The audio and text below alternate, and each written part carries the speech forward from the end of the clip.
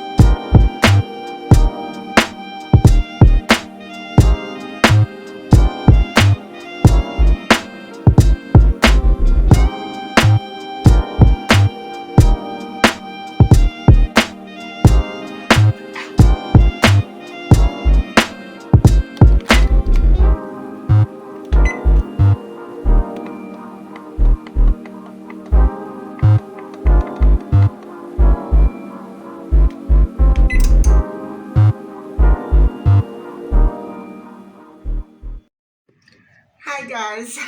Here I am. So tonight we're going to be talking a little bit about vitamin K3, its benefits, its medical uses, and its side effects. And so it is actually it does not occur anywhere naturally, and so we won't find it in plants, and it's just not part of the world.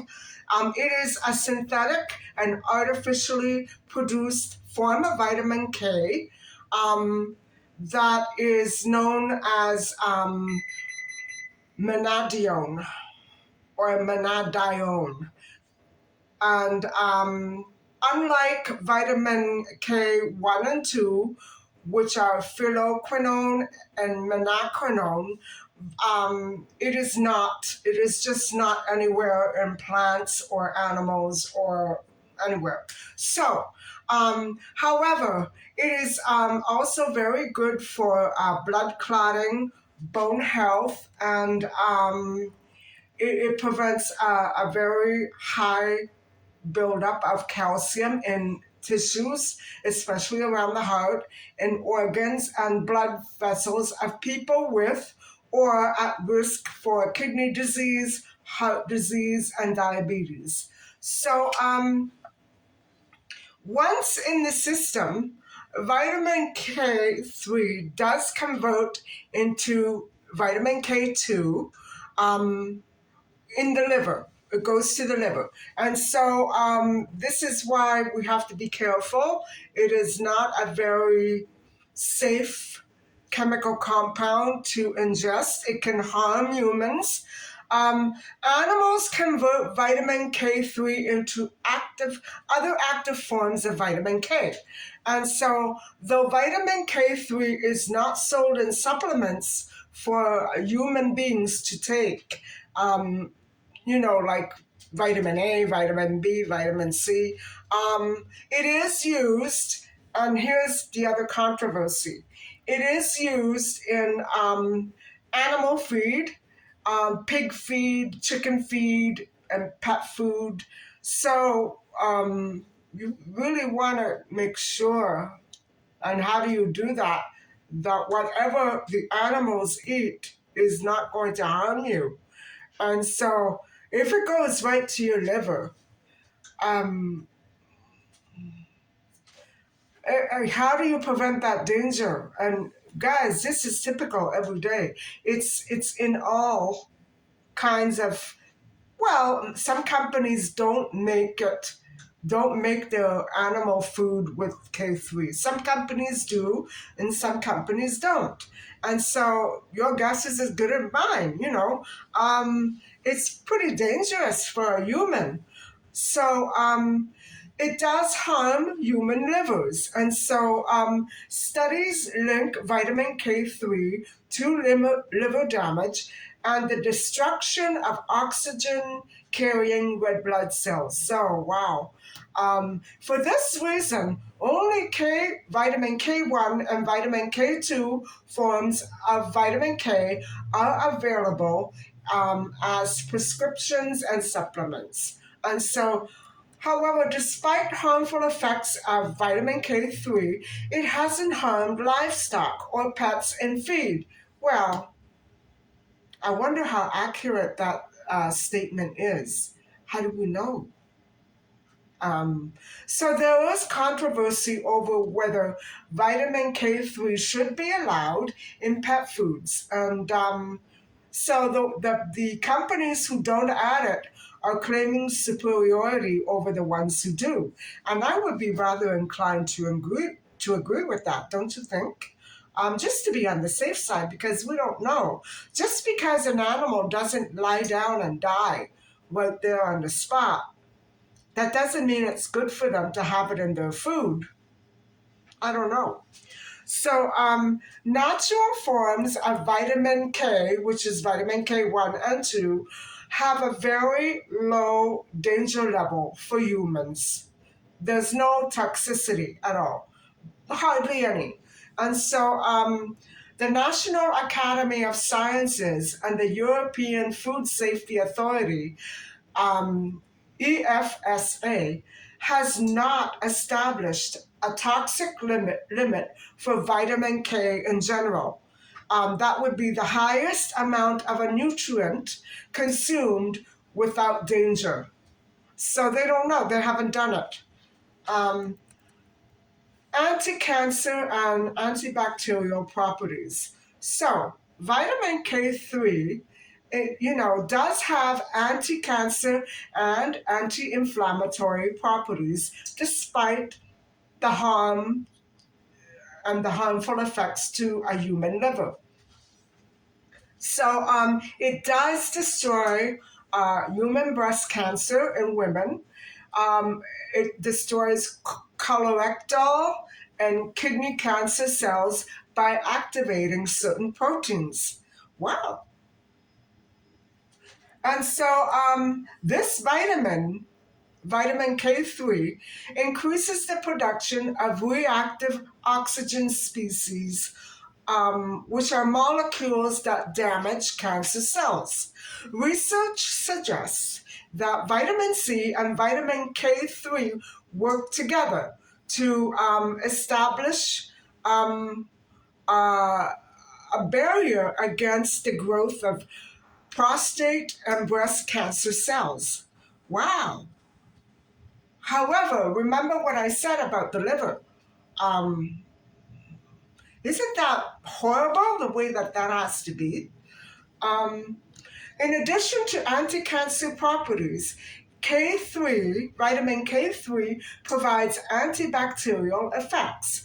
One study showed that vitamin K3 stopped the growth of Helicobacter pylori, a harmful bacteria that grows in the human digestive tract, in human stomach cells.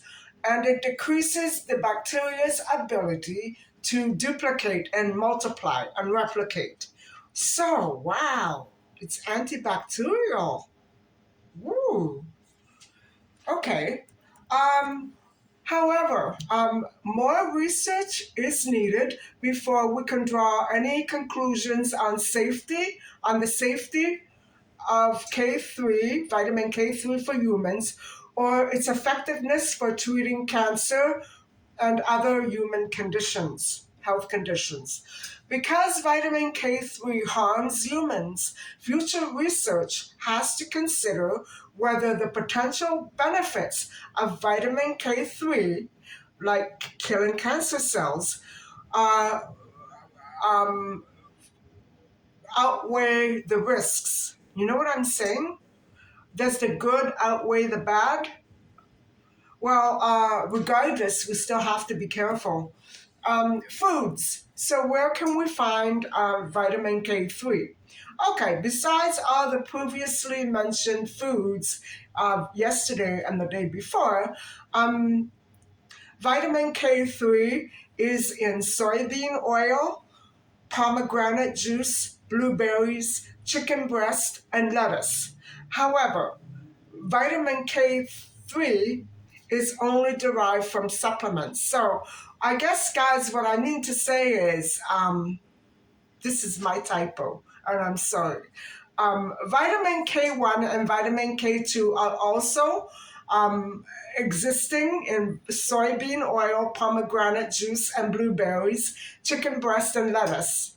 Not vitamin K3. I'm sorry. You can only get vitamin K3 from a supplement, but I would really seriously sit down and talk to your physician about anything to do with vitamin K3, since it is quite harmful to the liver. And I'm not sure what the level is, what the dose, what the amount. Maybe you shouldn't eat pet food. You know what I mean? So that's it in a nutshell. It's quite different from the other two vitamins that we discussed in the past couple of nights. But, I would say this is very, very almost a breakthrough, but not really, because if it is present in those cancer killing cells, then we need to do something to research it more, don't we? It would be a shame to not be able to ingest some of those healthful benefits because of the liver damage. So, unless we can find a way around that liver damage, we won't be able to cure cancer. And now I think I understand a little more about why doctors are so hesitant, you know, to at times to suggest and recommend things like this when people are desperate for solutions to cancer. There's a breakthrough like this, but it's not really safe. We don't know what the harmful levels are. So I would say that this is relatively a new type of research study, and I think it really needs to, you know, develop as a real proper and valid medical field because this is very important. It's a shame it's not in foods. I would say we're lucky it's not in foods, or we would all have damaged liver, right? Anyway, guys, that's vitamin K3.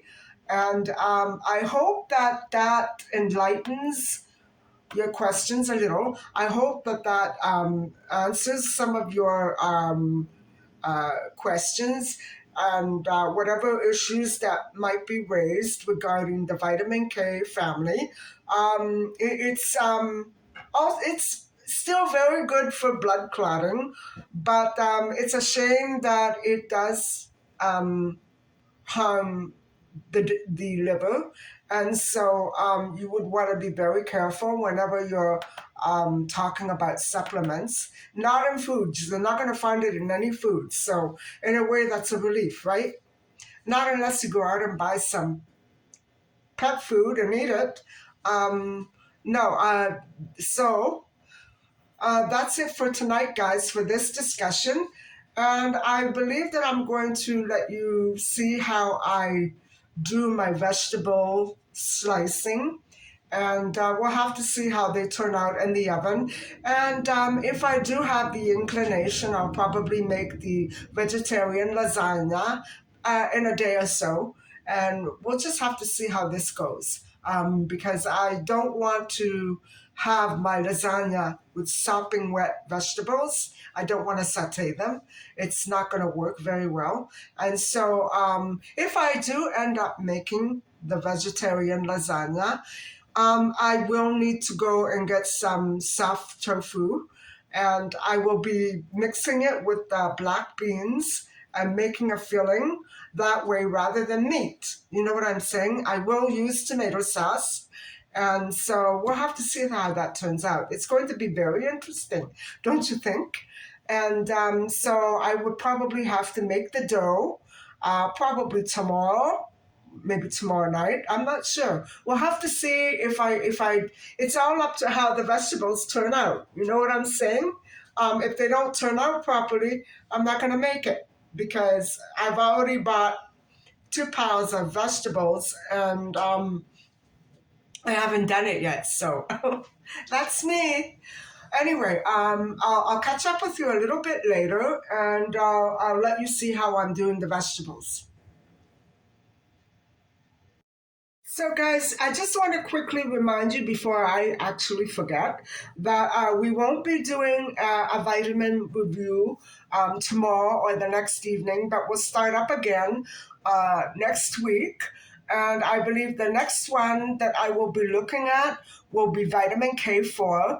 So I hope I remember that because I accidentally bloated out vitamin K2. I've already done vitamin K2. I forgot we were doing vitamin K3 tonight. So next time we will be talking about vitamin K4. All right, so I'm going to go and slice my eggplants.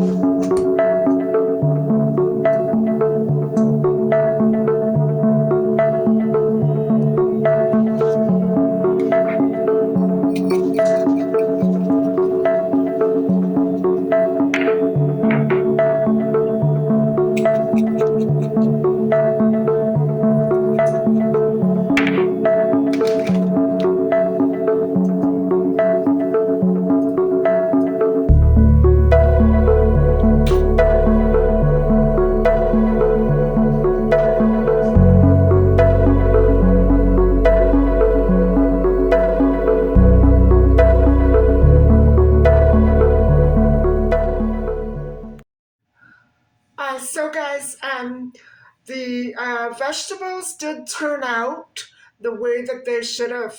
I let them get a little bit crispy like that. They could get firm, and they look fine. If I want to make the vegetarian lasagna, I think that's a good texture for it.